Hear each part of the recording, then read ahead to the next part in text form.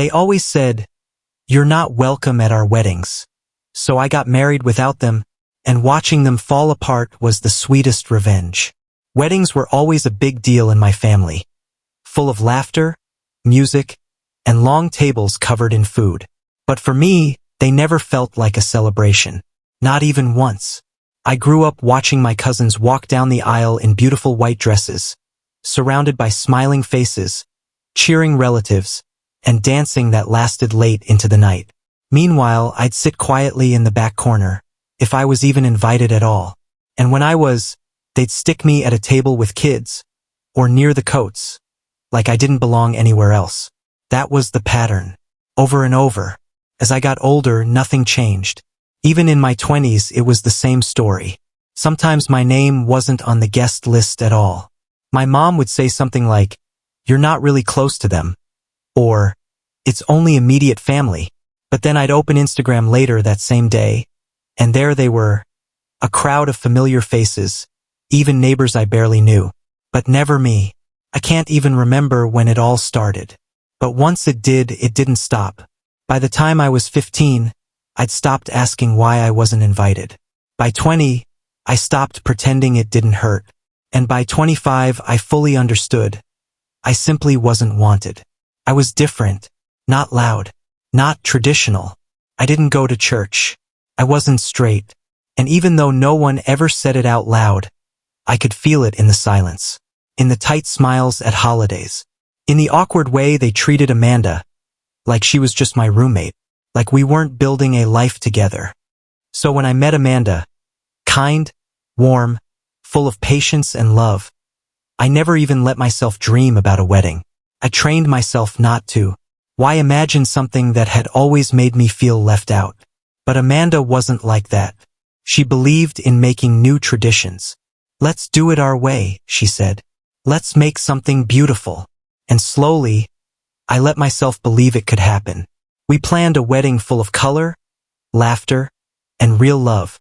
We invited people who chose us, friends who'd become family, coworkers who'd stood by us, neighbors who'd watched us grow together.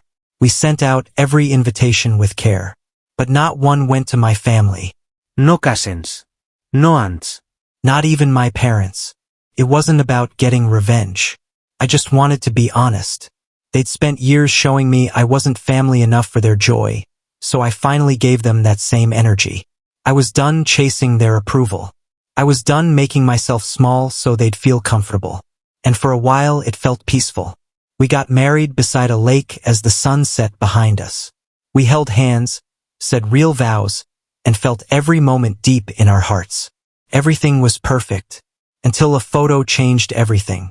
Amanda's cousin posted a picture from the ceremony, just a snapshot of me and Amanda during our vows. Hands together, eyes locked, the sun lighting up the water behind us. It was my favorite photo, for about 20 minutes. Then the messages started pouring in. First, a text from my sister, the same one who hadn't spoken to me in 8 months. Wow. So I had to find out on Facebook that my own sister got married. Then came my cousin Tara. Wait, is this real? Did you seriously have a whole wedding and didn't invite anyone? And then, the group chat, the dreaded Fam Bam for Life group that had been silent for years, suddenly came back to life. Aunt Sheila wrote, "So disrespectful. We would have supported you if we'd known." Uncle Dave added, "Not even a phone call? I thought we were better than that." Then my mom chimed in, "After everything we've done for you." And finally, my dad. He didn't say a word. He just left the chat. I read every message slowly, one by one. I let each word sink in like a stone dropping into water. And as I read them, I could practically hear their voices in my head. Not sad, but offended. Not apologetic, but angry. Like I owed them something. Like their years of ignoring me didn't matter. Like I was the one being unfair now. Amanda saw me staring at my phone and slipped her arm around my shoulder. "Let them stew," she whispered. "You don't owe them your joy." And she was right, because these were the same people who'd shut me out again and again. And now that I didn't invite them, suddenly they were the victims? It was wild. watching them break down over a wedding they'd never have let me be part of if the roles were reversed. But what really shocked me wasn't the meltdown. It was what happened after. 2 days later, my mom called me. I didn't answer. Not the first time. Not the second. By the third call, Amanda looked at me from the couch and said, "You don't have to answer, but if you want to, I'm right here." So I picked up. For a few seconds, there was only silence. That kind of pause where you know the other person is rehearsing their words. Then she finally spoke. "I saw the pictures," she said softly. Her voice wasn't angry this time. It sounded tired. Embarrassed, maybe. "You looked happy." I didn't say anything. I let her sit in that silence. The same way I had for years. "I guess I didn't realize you were really serious with her," she continued. "That it was going to be a real wedding." There it was. That word again. "A real wedding?" I repeated. "Yeah, real vows, real love, real cake." She let out a nervous little laugh. "I didn't mean it like that." "Yes, you did." Silence again. Then she tried a new angle. "I just wish you'd told me. We would have come. I would have supported you." I almost laughed out loud. Supported me? The same woman who pretended Amanda was a roommate? Who let me sit alone at holidays while everyone else talked about normal couples? Supported me when? I asked calmly. Before or after every wedding I wasn't invited to? Or when you told me it was just immediate family, but half the neighborhood was there? "I was trying to protect you," she said, her voice a bit sharper now. "You know how our family is." "No, Mom. You were trying to protect your image. Not me." She went quiet again. I could hear her breathing. Tight, shaky, like she was trying not to cry or yell. Maybe both. "I just don't want to lose you," she whispered finally. "You lost me a long time ago," I said, my voice steady. "You just didn't notice." Then I hung up. Amanda didn't say anything. She just pulled me in and kissed my forehead. I thought I'd feel guilty, but I didn't. I felt lighter. I felt clean. For the first time in years, I wasn't begging for a place at their table. I was building my own. That night, I sat on the couch with Amanda, looking through our wedding photos, laughing faces, dancing feet, people who chose us over and over. And right there, in that quiet moment, I felt something I hadn't felt in so long. Peace. 3 weeks after that call with my mom, something happened that I honestly wasn't prepared for. It was a quiet morning. Amanda was in the kitchen making tea, and our dog was lying on the rug half asleep. The sun was coming through the windows just right, and for a moment, everything felt peaceful, like the world had finally slowed down enough for me to breathe. Then, there was a knock at the door. Just one. Not loud. Not angry. Just unexpected. Our dog perked up, barked once, and ran to the door like he knew exactly who it was. I followed slowly, my heart beating a little faster than usual. When I opened it, I froze. Standing there was my dad. He looked older than I remembered, smaller somehow. There was no anger in his face, no judgment.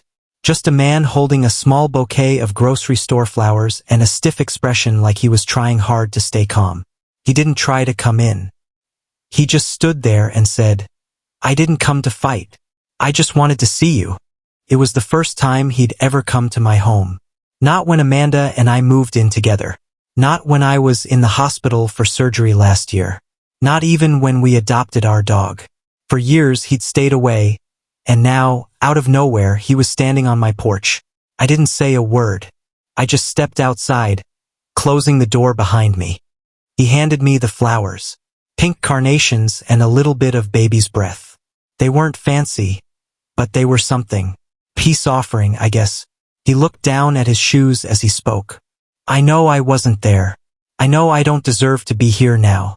But if there's even a chance, if there's something I can do, just tell me." I stared at the flowers for a second, then looked at him. And in that moment, something shifted. Not everything was forgiven. Not even close. But something opened. I took a deep breath and said, "You know what you can do? You can talk to Mom. You can talk to Aunt Sheila. You can tell them what you just told me. Instead of expecting me to be the one who fixes everything, You can start being loud when it actually matters. Not just when it's easy. He nodded. Slowly. Okay, he said. I will. I didn't say I forgave him. I didn't cry. I didn't hug him. But I also didn't slam the door in his face. I let that moment exist without trying to control it. Then I went back inside. That night, Amanda and I sat on the couch, watching old sitcom reruns. The flowers sat in a vase on the windowsill, quiet and pink against the glass. I told her what had happened. Every word. Every look. Every pause. She listened carefully, then asked, "Do you think they'll ever really change?" I thought about it for a long time. Longer than I expected. Finally, I said, "Maybe, but I'm not waiting around for it anymore." Because that was the truth. This was the life Amanda and I had built. Full of love. Full of laughter. Full of people who didn't just accept us, but chose us.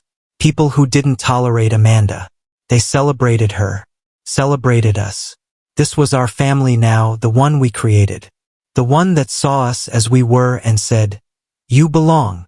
And that's when I realized something. The best gift I'd ever given myself wasn't the wedding.